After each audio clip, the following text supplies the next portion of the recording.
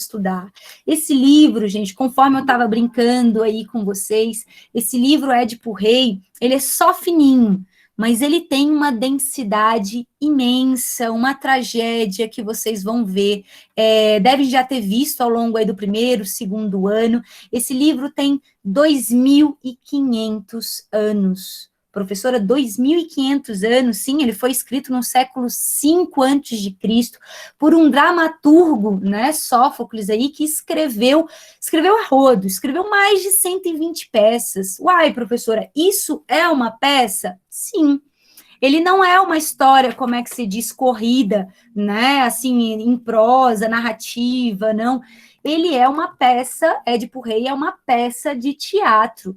Lembrando aí, né, que o berço aí do teatro, muito advém da Grécia Antiga. Antigamente, né, o teatro não era feito por mulheres, a gente sabe que as mulheres eram proibidas de participar, os homens usavam máscaras quando precisavam representar a mulher, representar a velhice, os animais, né, e esse livro aqui, ele não foi, a história de Édipo, ela não é só contada, não foi só contada por Sófocles. Se a gente for estudar um pouquinho mais sobre Édipo Rei, a gente vai ver que a história era uma lenda que corria solta na Grécia Antiga. O próprio Homero já havia citado Édipo, né? Lá no século IX antes de Cristo, na verdade, 800 e pouco, Homero citava também Édipo. Mas por que, então, professora, por que ficou famoso, né? Ficou mais famoso aí com Sófocles, porque ele cria essa peça, de fato, consegue chegar até os dias de hoje, praticamente aí na íntegra, e vamos ver, né, que é considerado aí a história de uma trajetória mesmo investigativa. Por que, professora investigativa? Agora eu vou compartilhar com vocês. Gente, se alguém pensa aqui que essa história de investigação, de crimes, de detetives, estilo Sherlock Holmes, é coisa assim, não é uma coisa mais recente, a gente vai perceber que não, que já lá na época, né, na Grécia Antiga, esse livro aqui, vocês conseguem enxergar, gente, a tela aqui com tranquilidade? Tá tranquilo? Deixa eu ver aqui. Sim, tá tranquilo. Tá tranquilo? Então, vamos lá, gente. Essa história aqui, ela remete, de fato, a um romance de investigação policial. Professora, como assim um romance de investigação policial, professora? Isso não é coisa, assim, mais da modernidade? Não. Por isso que ficou tão famoso, sabe? Outro, assim, que a gente pode pensar que é bem interessante o livro, porque ele começa do fim. Professora, como assim um livro começa do fim? É um livro que, de fato, né, ele começa do fim com um protagonista tentando descobrir quem matou, né, o antigo rei, tá certo? E aí a gente vai ver que esse livro não foi o único de Sófocles, né, essa peça, é uma trilogia que talvez no próximo bimestre a gente possa falar sobre a filha de Édipo, Antígona, tá certo? Que é tão trágica quanto, né? Tem aí Édipo Rei, Édipo em Colono, depois a Antígona, tá? Então, se a gente pensa que trilogia também é algo moderno, a gente vê que lá na antiguidade já se trazia essa perspectiva, né, de continuidade. Então, vamos lá, galerinha. Voltando aqui ao livro. O livro é fininho, bem fininho, pode-se assim ler em mais ou menos uma horinha e meia, duas, né? Tirar 2 horas para ler, porque ele tem no máximo umas 80 páginas, e olha que ele é pequenininho, só que a carga, né, de densidade dele é muito fantástica para a época. Inclusive, o próprio Aristóteles vai dizer assim que esse livro foi fantástico, ele é uma quebra de paradigmas, né? Então, vamos entender um pouquinho, professora. Como que começa esse livro que tem 2.500 anos, professora? Quando a gente abre a primeira página do livro é Édipo, já lá lembra, lá no fim, né? Ele já é rei, rei de Tebas. Ele é um rei considerado justo, bondoso, preocupado com o povo, tá certo? De alguma maneira também honrado, sábio. Só que se tinha passado alguns anos de bem-aventurança, de colheitas boas, frutíferas, na primeira cena já começa assim, diante do palácio, o povo se lamuria, o povo chora. Por quê? A situação, gente, é que passado alguns anos dele se tornar rei, a gente vai descobrir o que aconteceu, né? A situação é que como é que se uma doença, uma peste assola a região. Professora, como assim? Aqui no livro ele vai começar dizendo que as colheitas estão infrutíferas, nada mais nasce, as mulheres não estão conseguindo mais ter filhos, as doenças estão tomando conta, e o rei Édipo, ele precisa, de fato, dar conta dessa situação, e ele pretende dar conta dessa situação. Então, ele simplesmente ele vai preocupado lá com o povo e ele fala, já enviei meu cunhado Creontes para ir no oráculo dos Delfos. O que seria esse oráculo dos Delfos, né? Até hoje, como é que se diz, é muito visitado, lembrando que isso aqui é uma lenda, né, que passa de boca em boca, né, de forma oral, depois escrita, mas o oráculo dos Delfos aí era um lugar sagrado, que tinha, como é que se diz, essa conexão com o divino, conexão com os deuses, porque a gente sabe que na Grécia Antiga era o quê? Essa percepção politeísta. Então, muitas pessoas iam nesse oráculo, aqui tem as fotos, né, até de hoje aí, do oráculo dos Delfos, que se tornou patrimônio da humanidade pela Unesco, né, em 1987, tá certo? E ele, como é que se diz, o que Édipo vai falar? Vai falar que Creontes, o cunhado dele, já estava retornando do oráculo, pedindo uma resposta diante dessa como é que se diz, essa doença, essa situação conturbada que estava vivenciando aí a cidade de Tebas, tá certo? Então, Creonte chega e fala: meu rei, já sei a resposta, entende? O oráculo dos Delfos me falou através de adivinhos, musas, ninfas, né? Isso daí havia esse contato que eles acreditavam muito, né? Das profecias dos deuses. Ele vai falar: o oráculo nos disse que só vamos acabar com a impureza e com essa peste que assola Tebas quando descobrirmos quem matou o antigo rei. E aí, gente, Édipo, né? Para quem já leu essa história já sabe, né? Muito, muito interessante. Eu acredito que quem está no terceiro ano aí, no segundo ano, já deve ter visto com a professora de arte, professora de literatura, deve ser mais uma revisão, mas como é que se diz? Ele toma para si. Ele fala, vamos, hei de descobrir quem é o assassino, né? Esse assassino vai, como é que se diz, responder a tudo que cometeu um assassino ou mais assassinos. Quem matou o rei? Laios, porque antes de Édipo existia um rei chamado Laios. Então, o oráculo fala que para acabar com essa peste tinha que descobrir. Então, ele toma para si justamente esse cargo de descobrir. Só que o livro é interessante porque é esse quebra-cabeça extremamente trágico. Se Édipo se torna rei e detetive, entre aspas, né, tentando juntar as peças do assassinato, a gente vai ver agora que a história não começa nesse momento. A história começa há muitos anos, né? Há muitos anos antes aí, tá certo? Então, antes de Édipo se tornar rei. Então, peraí, professora, você vai contar um pouco, de maneira não linear, Não, de maneira... Porque ele vai descobrindo, Édipo, a origem dele, quem realmente está envolvido no crime.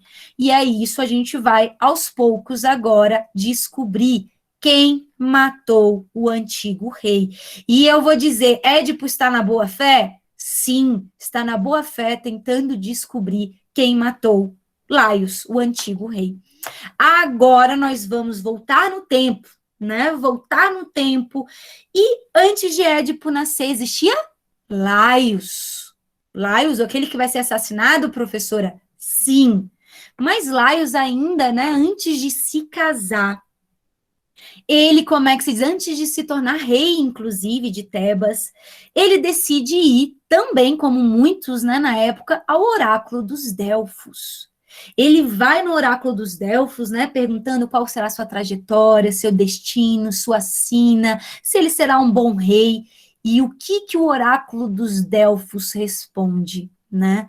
O oráculo dos Delfos responde a Laios: seu filho há de matar-te e casar com a sua esposa. Quando Laios escuta isso, e ele acreditava muito, né, nas palavras aí dos deuses, nas profecias, o coração dele, né, as entranhas dele, a alma dele, tudo fica perturbado, ele fica assim, como vai ocorrer uma barbaridade dessa? Que maldição é essa? Mas ele, sendo crente mesmo, crente de que a profecia de fato vai ocorrer, ele decide, não hei de ter filho. Tá dando para acompanhar a gente aí com tranquilidade? Deixa eu ver, porque às vezes eu fico preocupada do meu computador dar outro problema. Tá dando? Massa. Gente, quando ele descobre, quando ele fala, quando o oráculo fala que o filho há de matar ele e casar com a esposa dele, ele fica assim, ele toma uma decisão, não hei de ter filho. Não hei de ter filho. Só que o destino, né? O destino aí é controverso, né? O destino ele vai fazendo suas armadilhas. Chega um dia que ele casa com Jocasta, na época uma jovem lindíssima, filha de Meneceu, sabe? De uma casta assim, de uma estirpe muito alta na época. Ele casa com Jocasta e num ato assim de uma bebedeira, né? Num banquete, ele acaba bebendo muito e se embrenhando na cama de Jocasta, na sua esposa, né? E aí ele dorme com a esposa e ao longo aí ele engravida Jocasta. E aí Jocasta engravida e ele, quando descobre da gravidez, aí volta em cena aquilo que foi dito lá um tempo atrás, no passado, e ele fala, não, esse rebento maldito, não há de ser meu filho, não pode ser. O que ele toma a decisão, gente? Quando Jocasta tem um filho, o que vocês acham aí que ele vai solicitar? O que vocês acham? O que vai ocorrer? Para quem já leu aí também, ou quem não leu, chuta. O que vai ocorrer com este bebê? Vai fazer que nem Cronos, matar. Ele vai dizer para Jocasta, contar, né? Contar da maldição, da profecia, do destino aí, que havia sido selado pelo oráculo dos Delfos, e vai falar, esse rebento precisa morrer. Né? E naquela época as mulheres não tinham, a gente sabe, né, não tinham direito a nada, eram equiparadas muitas vezes, né, aos escravos, elas não tinham força no sentido assim da palavra. Então, ela com muito pesar, assim que o bebê nasce, ela entrega o bebê ainda ensanguentado, nos panos, né, não consegue nem se despedir, ela entrega para Laios falando, né, que vai dar cabo a essa criança. Professora, mas era um bebê, era um filho, sim, um filho que vai ser rejeitado aí pelos pais devido à sina, à profecia. Então, né, Laios pega o filho, gente, nem como um rebento mesmo, uma criança, ele pega pelos tornozelos, né? É dito muito assim a forma como ele pega, a forma como ele foi levado também para o deserto, porque o nome Édipo, ele ainda não tem o nome Édipo, né? É um bebê somente. Significa aquele com tornozelos feridos, machucados, inchados, porque ele vai ser levado. Como é que Laios vai chegar, né, num serviçal e vai simplesmente falar, leve para diante, para bem longe, para o deserto, e deixe ele ser comido aí pelos abutres. Abandone essa criança aí, porque para dar cabo, né? E aí o serviçal, né, pega, mas obedecia de todas as formas, né? Era um fiel aí a como é que se diz? Que obedecia a Laios, leva esse bebê para bem longe, bem longe. E ele vai, né, com a missão de acabar, de matar essa criança. Mas, gente, o que será? O que será que vai acontecer, né? Quando ele chega bem distante, ele chega a aprender, tem até quadros famosos, olha aqui, ele chega a aprender o bebezinho, né, numa árvore, tem várias, como é que se diz, versões, lembrando que não é só Sófocles que escreveu, chega a prender o bebezinho numa árvore e ia abandoná-lo ali, né, aos carniceiros, aos abutres, né, o bebê já estava todo, né, machucado, com fome, cansado, só que ele tem o quê? Misericórdia. A gente sabe, né, todo ser humano, pelo menos o que tem um mínimo, né, de razão, assim, vai ter misericórdia. Inclusive, tem psicanalistas aí que acreditam que a gente tem um arquétipo dentro da nossa mente, que quando a gente olha um bebê, olha seres pequenos, filhotes, a gente tem uma coisa aqui no nosso cérebro de instinto de proteção, de segurança, de cuidado. Isso Jung vai falar dos arquétipos da criança que está dentro de nós, mas eu não vou deixar isso de lado. Então, ele desobedece o rei dele, Laios, e ele segue, né, entrega na outra região, uma região na fronteira ali de Corinto, entrega esse bebê para um pastor e retorna, tá certo, falando para o rei, meu rei, cumpri a missão, matei o bebê, né, não se preocupe mais, tá certo? Só que, gente, se esse bebê saiu de uma realeza de Tebas, foi rejeitado por Laios, ele vai acabar chegando onde? Ele vai acabar chegando em Corinto, também dentro de uma realeza. Sim, o destino é assim, né? Às vezes vai tecendo de uma maneira muito estranha. Por quê, professora? Esse bebê que foi passado para o pastor até tenta cuidar dele um pouco, mas não tem recursos, tinha que cuidar também do seu trabalho. Ele acaba chegando na cidade e vai acabar nas mãos de um dos que eram muito próximos da rainha, né? Da rainha de Corinto. E aí, a rainha não tinha filhos, ela não estava conseguindo ter filhos. E ela, como é que se diz? A gente sabe que tem alguma força do destino aí, acaba se afeiçoando a esse bebê. E o Políbio, que é o rei de Corinto, adota este bebê, chama-o de Édipo, porque as perninhas ainda dele, o tornozelo ainda está em recuperação, nunca conta a origem, porque ele nem sabe também, os pais sabem que era, né, provavelmente filho de um pastor, plebeu, comum, e cuida dessa criança como filho.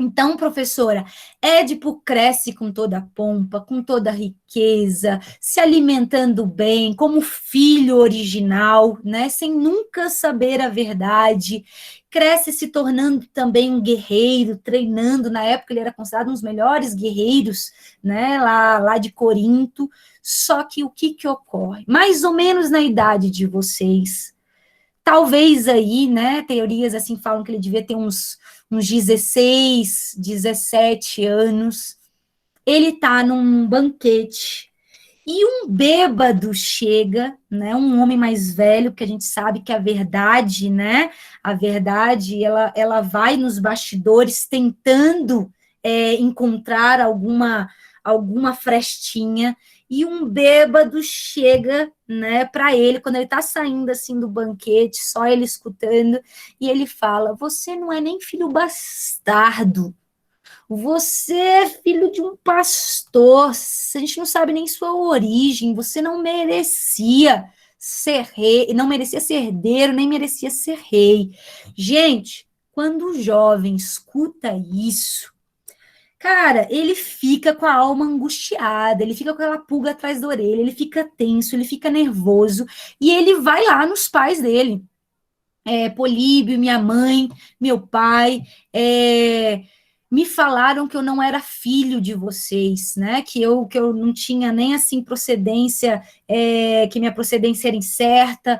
E aí os pais falam: não, quem falou isso vai ser punido, você é nosso filho do coração.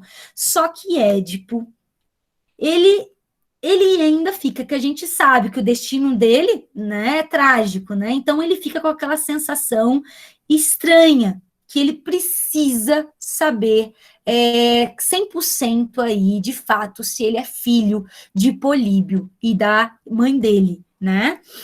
Ele vai no oráculo dos Delfos, porque lembrando, tem a região de Corinto, tem a região de Tebas, e aqui o oráculo, né, o oráculo dos Delfos. E aí ele vai, sai da casa dos pais, né, os pais adotivos que ele não sabe, e ele vai no oráculo dos Delfos perguntar sobre a sua existência, perguntar sobre a sua vida. Conforme eu falei, muitas pessoas iam na época nesse oráculo. Só que quando ele chega lá no oráculo, ele é recebido, né, assim, a própria energia, os adivinhos recebendo as energias de Apolo, ele acaba recebendo a seguinte mensagem, a mesma que seu pai biológico recebeu há muitos anos. Você há de matar e casar com a sua mãe, né? Você há de matar seu pai e casar com a sua mãe. Então, gente, esse jovem, pensa num jovem que enlouquece, ele fica como? Como num ato? Como eu posso? Eu amo tanto meus pais, eu jamais faria isso com minha mãe, mas será que num ato de barbaridade, insanidade, eu perco a razão? Será que em algum momento eu vou entrar em conflito com meu pai quando eu for mais velho, pelo poder? Não sei. E ele fica com aquela semente da angústia dentro de si. E ele fica, será? Porque ele acredita muito nas profecias.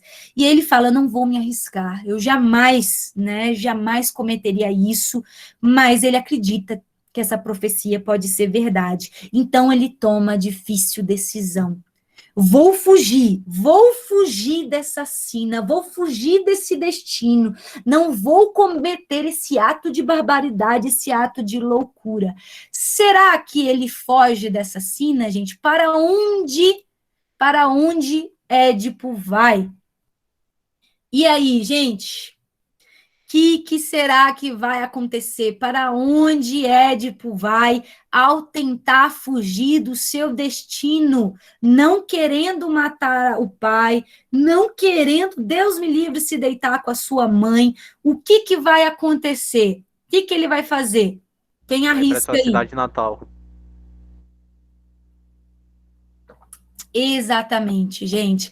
Ele vai começar a adentrar a sua região de origem. Professora, como assim? Ele está fugindo do destino? Fugindo não, ele acha que está fugindo do destino. O destino está indo que nem cobra, se envolvendo de maneira vagarosa sobre seu espírito, e ele sem saber, de maneira involuntária. Deixa eu ver quem está mandando aqui. De maneira involuntária. Diga aí, Lucas. Essa história faz parte da mitologia grega. E eu adoro muito mitologia grega. Eu tava vendo umas lendas, essas coisas, e eu vi essa história. Eu achei ela muito engraçada. Ai, Praticamente Lucas. trágica, mas engraçada. É muito trágico. Não, mitologia, Lucas, e lendas, assim, falam muito sobre a nossa existência, sobre as nossas fantasias, nossos desejos, a índole do ser humano pelo poder também. Eu acho que a gente aprende muito estudando mitologia. Talvez no próximo bimestre a gente consiga pelo menos uma vez por mês, pegar um conteúdo e aproveitar um pouco, assim, de alguns contos aí mitológicos que são fantásticos. Se eu não me Mas, engano, essa pelo, história vai ter, no futuro, ano passado, tem alguma relação com Perseu, se eu não me engano. ela vai relacionar com Perseu em que sentido? Quando? Se eu não me engano, Perseu, ele era um príncipe bastardo e ele, numa das suas missões, já que ele não se tornou rei, ele vai ser mandado para matar a Medusa na ilha. Isso. Aí, o que que conecta com Édipo? Tem alguma conexão? Eu esqueci, só que sei que ele passa no reino de Tebas, aí tem alguma coisa lá. Ah, depois eu vou pesquisar, que eu conheço as histórias, mas eu então não conheço com profundidade, porque eu não sei a ponte, mas eu vou pesquisar saindo daqui. Aliás, eu vou descansar esse final de semana aí, que eu fechei essa semana inteira com as notas de vocês, mas depois eu pesquiso com profundidade, que também é outra história. A gente pensa que a Medusa sempre foi ruim, a gente sabe que ela era uma das mais próximas e jovens, assim, discípulas iluminadas, mas depois a gente conta outro Eu dia. te recomendo, professora, ver um canal chamado Guilherme Analisa. Ele faz muitos vídeos sobre mitologia. Sério, Guilherme analisa? Guilherme Sim. analisa. Tá, eu vou pesquisar. Depois me manda lá no WhatsApp, porque o professor depois teve Covid, nossa senhora, esquece assim muito. Mas Guilherme analisa é fácil, depois eu pego. Mas então, gente, voltando. Então, Édipo, fugindo, tentando fugir da sua sina, ele entra nas terras de Tebas. Lembrando, aqui mostra, eu trago, vou colocar no Moodle, vai mostrando aqui um pouquinho, cadê aqui, ó, Tebas, né? Tebas, tem os resquícios de Tebas até hoje, Corinto também, eram cidades muito conceituadas, né, na época. Aqui tem um mapa, tem um pouquinho da trajetória de Sófocles, mas vamos voltar para a tragédia aí, vamos voltar à história. Então, ele foge de cometer aquela atrocidade, né, com os pais, achando que seus pais adotivos eram seus pais de origem mesmo, né, biológicos, e ele entra na região, o tempo vai passando, ele vai, como é que se diz, entrando em Tebas, vai, como é que se diz, as roupas já vão perdendo o ar de realeza, ele era um jovem, né, aguerrido, assim, mas vai, como é que se diz, ele vai parecendo, se tornando um plebeu, um mendigo, e ele vai passando muito tempo, né, nessa caminhada, até que um dia ele chega num caminho tripartido, né, um caminho tripartido, e ele, né, já assim, sob aquele sol causticante, assim, ele já também meio sujo, nem lembra tanto o jovem aí da realeza lá de Corinto, ele já está com o ego assim baixo, né, angustiado, sem saber de fato o que fazer ao longo da sua trajetória, do seu itinerário, e ele vê lá de longe um comboio, né, uma carruagem vindo, né, assim com 6 guerreiros, né, e um vem na frente, um soldado, um guerreiro vem na frente, e ao passar do lado de Édipo, desse jovem, né, que está assim, bem desorientado com a trajetória dele, esse guerreiro empurra com toda a força, né, Édipo, e fala, seu infeliz, sai daqui, mendigo, ele usa os termos da época, agora não me vem à cabeça, né, diminuindo por completo Édipo, e o jovem Édipo sempre foi criado para ser rei, então o sangue sobe a cabeça, ele perde a estribeira, perde assim fica irritadíssimo, que acaba pegando a espada e começando um conflito com aquele guerreiro, né? Que realmente, assim, tinha menosprezado ele de todas as formas, tá certo? E naquela época a gente sabe, para começar um estopim de uma batalha, muitas vezes até coisas puéreis, assim, coisas fúteis, muitas vezes acontecia, já era o estopim, já era a centelha para alguma luta, né? Então, quando ele começa, né, a batalhar com esse guerreiro, vem outros guerreiros e começa aquela batalha, né? Um contra aí 5. A gente vai ver que a gente não sabe, mas um fugiu. Um fugiu, e depois no final a gente vai entender. Só que Édipo era considerado em Corinto o melhor, ele foi criado para ser o melhor, então ele mata um por um, vai matando, e acaba que nessa batalha sai também um homem mais velho, mais grisalho aí, mas ainda assim também, né, é forte, e acaba entrando, né, entrando nessa trama de batalha entre homens, né, eles, sem saber o porquê, mas ali, sem saber, o jovem Édipo acaba matando esse homem mais velho, porque a gente sabe, né, a velhice não dá conta no que tange a força, não dá conta, né, da juventude no que tange aí a voracidade, né, realmente Édipo era muito bom. Então, num movimento, Édipo mata esse estranho. Mas, professora, nada mais, nada menos, esse estranho era quem? Quem que Édipo acaba matando nesse caminho maldito, tripartido aí? Quem que ele acaba matando? O seu pai. Ele acaba matando o seu próprio pai. Gente, então estava de frente esse homem mais velho, sem saber que estava diante do filho biológico e o filho diante do pai, sem saber. E eles acabam, como é que se diz? Édipo acaba matando o próprio pai. E, como é que se diz? Cumprindo metade da sina trágica, de maneira involuntária, sem saber, né? O destino tinha aí estava tomando forma por completo, né? Ali, pelo menos a metade. Então, professora, ele mata o pai, mas não sabia e segue adiante, como se houve uma batalha, né? E eu sigo e entra na cidade de Tebas. Gente, muito tempo, uns meses depois, porque tudo aqui é mais vagaroso, né? Um tempo depois ele entra na cidade e a cidade tá empolvorosa, assim, a cidade tá amedrontada, todo mundo morrendo de medo. Por quem? Por conta do quê? De um monstro alado, né? Um monstro aí com corpo de leão, asas de águia e cabeça de mulher. Essa esfinge estava matando, trazendo horror aí a Tebas. E essa criatura, ela faz um enigma para você. E se a cabo de 1 minuto você não responde, ela te devora, né? Pedacinho por pedacinho. Então, o que que acontece? Tebas entra nessa cidade que, assim, tá todo mundo perdido, desorientado, assustado, e fala, e pensa cá com ele, né? Se eu morrer, ao menos, porque ele amava muito os seus pais, ao menos não hei de cometer aquela barbaridade de matar meu pai, mal sabe ele que já cometeu, né? E de casar com a minha mãe. E eu me considero forte, aguerrido, astuto, inteligente, de fato, para ter chance de matar esse ser, essa criatura. Então ele segue, né? Segue em busca da criatura. Tem teorias que já está na própria cidade, tem aí teorias que ele vai na caverna, né? Numa caverna próxima a um abismo.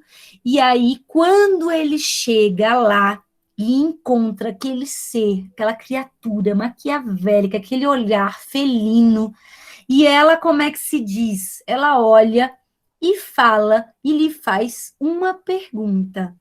E aponta que se a cabo de 1 segundo ele não responder, né, ele não vai ter, num lapso de um piscar, ele será devorado. E então, o que que vocês responderiam? Vamos ver, quem não sabe a história e quem sabe também aí, qual foi o enigma que a esfinge fez para Édipo? Vamos lá. Ela olha para ele e pergunta: meu jovem, que animal que pela manhã anda sobre 4 patas, pela tarde sobre 2, e ao entardecer à noite sobre 3 patas?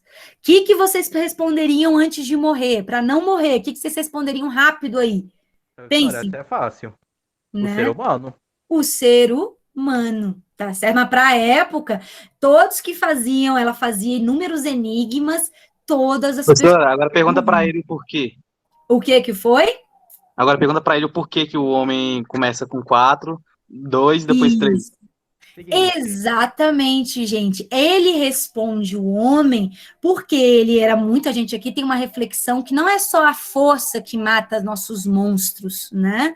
É através também da inteligência, do uso da razão. Por quê, professora? Calma aí, professora. Um animal? Sim, um homem é um animal. E por que 4 patas, professoras? Como assim? Quando o bebê nasce, ele engatinha sobre as mãos, sobre as perninhas, sobre 4. Quando ele começa a andar, ele usa, nós estamos usando aqui na nossa tarde, né, as nossas 2 pernas. E na literatura, na filosofia, na poesia, o entardecer e o anoitecer representa muita velhice. Na velhice, né, o peso da idade vai chegando, a gente vai ficando mais corcundinha assim, né? A gente vai precisando de um amparo, porque é tudo meio desequilibradinho, realmente, né? O labirinto ali não está funcionando direito, né? A gente precisa de uma bengala, de um cajado. Então, a gente tem uma perna e um cajado, uma bengala hoje em dia, né? Então, é 2 mais 1, 3. Gente, vocês sabiam, gente, a resposta aí do homem? Já tinham ouvido falar sobre o enigma aí da esfinge? Alguém já tinha ouvido, além do Léo? Léo já tinha lido a história? Eu não tinha lido, mas já tinha ouvido falar. Bacana, Pedro também, né? Eu acho que no primeiro ano, assim, vocês devem ter trabalhado, porque estava como obra do Paz também. Vamos lá, assim, um dos enigmas mais famosos, exatamente, gente. Lembrando que não confundia a esfinge, daqui a pouco a gente volta para a história aí, não confundia as esfinges, a esfinge grega, tá certo, das esfinges egípcias. A esfinge grega são criaturas mais místicas, são criaturas místicas, traiçoeiras, tá certo, que buscam seduzir o homem, elas são malignas. Já as esfinges, a esfinge egípcia, né, que está ali realmente até próxima às pirâmides, se eu não me engano, Kelps, Kefren, Miquerinos, pirâmide de Gizé, ela tem aí, como é que se diz, pelo contrário, ela tem uma feição mais humana e ela é vista como benevolente, como realmente espécie de guardiã, protetora. Então, não é em toda a região que a esfinge é considerada aí um ser maligno. E não confundir com a quimera também, que aí já são outras histórias. Mas, sigamos. Professor, então, quando ele descobre o enigma, a esfinge é contada aí, né, tem teorias, que ela se joga enfurecida de um abismo e morre. E a notícia, gente, a notícia de que eu vou apressar um pouquinho para respeitando o tempo de vocês, senão só se vocês estiverem com tranquilidade. A notícia de que um jovem estrangeiro aguerrido de Corinto, da realeza, havia matado, né, a esfinge, aquela criatura maligna, a notícia chega antes dele retornar à cidade. E quando ele retorna à cidade, meu Deus, é aquela comemoração. Todo mundo, né, prestigia aquele jovem, tá certo, pela coragem, por ter salvo realmente aquela região, aquela cidade. E aí, o que acontece, gente? O que acontece nesse festejo, nessa comemoração? Quem que está ali inconsolável? Quem que está ali aguardando ele? A mãe dele. A mãe, né, gente? A mãe dele havia perdido, na verdade, a rainha, vamos falar porque ele ainda não sabe, né? A rainha Jocasta ainda já não estava tão velha ainda, devia até, às vezes, ter um pouco mais que a minha idade, porque na época se casava muito cedo, devia ter seus, sei lá, 38, né, 39 anos, às vezes até mais jovem. Ela havia perdido meses antes o marido, o rei Laios, mal sabendo que havia sido já assassinado pelo filho, né? Só que ele não sabe. E aí naquele festejo, naquela comemoração, sabendo que um jovem da realeza, que não era qualquer um que ia casar com uma rainha, né, gente? Jocasta, e considerada, assim, uma das chips mais elevadas, era um jovem de Corinto, filho de Políbio, tá certo? Acabam dando a mão, né, dando a mão aí de Jocasta a Édipo. E Édipo, para completar, né, assina a sua tragédia, o seu ciclo que ele vai considerar venenoso, pervertido, ele casa com a própria mãe, desposa a própria mãe sem saber, e aí assume o papel de rei de Tebas, e ainda tem 4 filhos com Jocasta, sua mãe. A Antígona, Ismênia, Polinice e Teócolis. Professora, e esses vão ter uma sina tão pesada quanto muito, gente. Depois, do próximo mês, vamos tentar apresentar a Antígona, tá certo? Que quem vai fazer direito estuda muito a Antígona. Mas foram esses 4 filhos que eles tiveram. E aí, professora, parece que você está chegando no início do livro. Sim, eu estou chegando no início do livro, mas teve toda essa caminhada, né? E essa caminhada, o que está acontecendo? É o Édipo descobrindo a sua origem. Mas, gente, aí tá, ele casa, assume esse reinado, segue com um reinado, assim, justo, correto, 4 anos, 5 anos de bem-aventurança, de coisas boas, até que a peste, aquele momento que eu falei lá no início do nosso encontro, assola essa região, porque a verdade tá ali, borbulhando, querendo ser reconhecida, né? E essa peste, que aí começa aquela cena que o oráculo dos Delfos diz que o atual rei precisa descobrir quem matou o antigo rei Laios. E aí, gente, que é o fantástico desse livro, porque toda essa investigação, né, é feita pelo próprio assassino. Professor, e ele age, ele está agindo de boa fé. Ele está indo em busca do assassino, falando enfurecido que ele vai há de pagar, ir para o inferno. Só que ele está falando dele mesmo, tá certo? Então, essa investigação trágica, tá certo? Vai acabar o quê? Vai acabar com a descoberta. Com a descoberta, vai ter momentos de esperança, de desesperança, tem um momento que ele vai ficar em dúvida, mas lembra daquele que fugiu do comboio ali, do rei? Ele vai mentir, que ele vai falar, eu que vou chegar dizendo que eu abandonei meu rei e só foi um que matou? Não, eu vou mentir, pelo amor de Deus, eu vou dizer que foram vários que mataram o rei. Só que aí Édipo ouve isso e fala, ai, graças a Deus, se foram vários, não sou eu.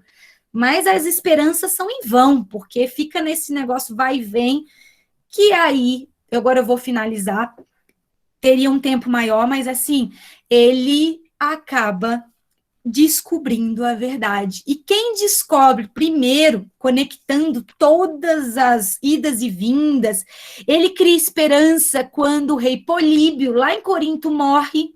Professor, o rei Políbio morre, aí ele fica, ai, graças a Deus, meu pai, meu amado pai morreu, então não sou eu que não vou cumprir a sina, não vou cumprir o destino, mas aí ele pensa, será que eu volto também para Corinto? Não volto, porque aí eu ainda posso cometer um ato de loucura de deitar com a minha mãe lá em Corinto, mal sabia ele que ele já fez tudo, isso na região. Quando o pai dele morre, chamam ele para ser rei de Corinto. Então, gente, ele era para ser rei de Corinto e de Tebas. Mas ele, como é que se diz, a verdade vem antes dele assumir. E até por medo de voltar para ver a mãe dele, né? A mãe adotiva. Quem descobre primeiro é Jocasta. E Jocasta, ao juntar as peças, ela fica horrorizada com a verdade, né? Ela fica assim desesperada com a verdade, ela sai correndo, vai para os seus aposentos, tá certo, do castelo e acaba ali num ato, né? Num ato assim irracional, de desespero, ela pega uma corda e se mata, tá certo? eu não lembro se era com véu, eu tenho que lembrar da cena, assim, mas ela acaba se enforcando. E ela se mata. E aí vem Édipo corre também para os aposentos dela, e aí sabe da notícia, né, que ela morreu, e encontra, tá certo, sua esposa, sua mãe, mãe de seus filhos e mãe de seus irmãos, porque ele era irmão dos seus filhos também. Ele enlouquece, tá certo? Ele entra em desespero. Ele fala, não tem frases fantásticas que não vai dar tempo aqui. Eu ia tirar um tempinho, mas como a gente perdeu, meu computador deu problema. Ele enlouquece, fala, não aguento mais, eu não posso ver mais essa verdade, essa tragédia que consome minha alma, que perversão. Aí ele pega um broche de Jocasta, pega um broche da roupa de Jocasta e perfura os próprios olhos, né? Tem cenas, tem várias, tem peças de Édipo, tem quadros de representação de Édipo que ele perfura, tem gente que representa ele arrancando os próprios olhos para ele na representação de que ele não veja mais a infeliz e trágica verdade, ele prefere ser cego. Aí tem várias reflexões em cima do livro, né, de que jamais pode se dizer que um homem foi feliz antes do último suspiro, porque tudo estava sendo bem-aventurado para Édipo, até até essa fadada descoberta da origem dele, feita por ele mesmo. Então, gente, essa é a história de Édipo Rei. Depois que ele tira, né, perfura os próprios olhos, todo ensanguentado, ele percebe que ele não pode ser mais rei, abandona o reinado de Tebas. Quem assume ali é Creonte, seu cunhado, esposa de Jocasta. Ele sente muito pelos filhos, porque os filhos são irmãos, né, aquela loucura, e quem era muito próxima dele era Antígona, mas ele sai para outra região, ele abandona tudo, né, e vai para Colono, e quem fica com os Creontes são os filhos. E aí, no próximo bimestre, se possível, a gente vai ver a história também trágica desses dois irmãos que acabam se degladiando um com o outro, Antígona defendendo, e é muita história para contar. Mas então, gente, finalizo apontando aí que é um clássico, tem na biblioteca, vale a pena pegar o livro lá na biblioteca da escola. Esse livro, para perceber o quanto as lendas, as histórias antigas são importantes, o próprio psicanalista, o pai da psicanálise, Freud, criou como é que se diz, um termo chamado complexo de Édipo. Ele diz que toda criança, de modo geral, o menino aí, ele passa por esse complexo quando a criança, pequenininho, de modo inconsciente, ele cria uma afetividade maior à mãe, né? E tem um pouco de competição, com pouco não, porque Freud para nada é tudo exacerbado, de maneira subjetiva ele compete com o pai, ele só quer a mãe. E para superar esse complexo precisa muito equilíbrio familiar, senão cria inúmeras animosidades ao longo aí da primeira infância, segunda infância, tá bom? Mas eu não vou entrar nessa questão aí da psicanálise. E agora, fechou. Termino com essa frase: quem olha para fora, sonha. Quem olha para dentro, desperta. Carl Jung é um discípulo, tá certo? Carl Jung foi discípulo de Freud, depois criaram animosidade aí, porque Jung foi mais místico, né, estudioso das religiões também. Freud era ateu, não acreditava, né, em Deus aí, e queria que a psicanálise fosse considerada ciência. E ele dizia, se misturar misticismo religioso e psicanálise, nunca vão considerar a psicanálise uma ciência verdadeira. Professora, e agora? Gente, vocês conheciam, pelo visto, a história, é muito pesado mesmo, mas eu acredito que ela tem muito a nos contar. A gente poderia até depois, no próximo bimestre, pensar nas questões filosóficas, nas questões aí da existencialidade humana, se a gente for estudar um pouquinho com profundidade, cada um lendo, né, e percebendo quais são as minúcias dessa peça de teatro extremamente trágica, tá bom? E agora, gente, nós, para finalizarmos e eu passar a nota aí, nós vamos fazer um quiz, tá certo? Um joguinho curtinho sobre questões que a gente trabalhou aqui em sala. Quem anima, gente? Ou o tempo tá muito pesado aí para vocês? Vocês animam de participar do quiz ou tá puxado? Como é que tá a situação aí? Pra mim tá puxado, porque eu tenho que conversar com a professora de filosofia. Simbora. É, eu fiz só 13 perguntinhas. Quem quiser, gente, eu vou colocar aqui. Se tiver, fica quem puder. Quem não puder, eu depois coloco no Moodle. Façam de maneira individual, façam com tranquilidade. Ó, esse aqui é o link. E o joguinho, deixa eu ver, cadê a senha? São perguntinhas, gente, que o seu UB já perguntou, a Unieuro também. Da UNB eu achei, assim, elas são mais complexas e bem grandes, não cabia aqui no Kahoot, então, assim, eu não coloquei. Vamos ver por que está demorando aqui para carregar. Enquanto isso, eu vou parar só a gravação, para não ficar tão grande, caso a gente coloque lá no Moodle. Calma aí. Aqui, interromper. 1 minuto, gente, enquanto tá lendo lá a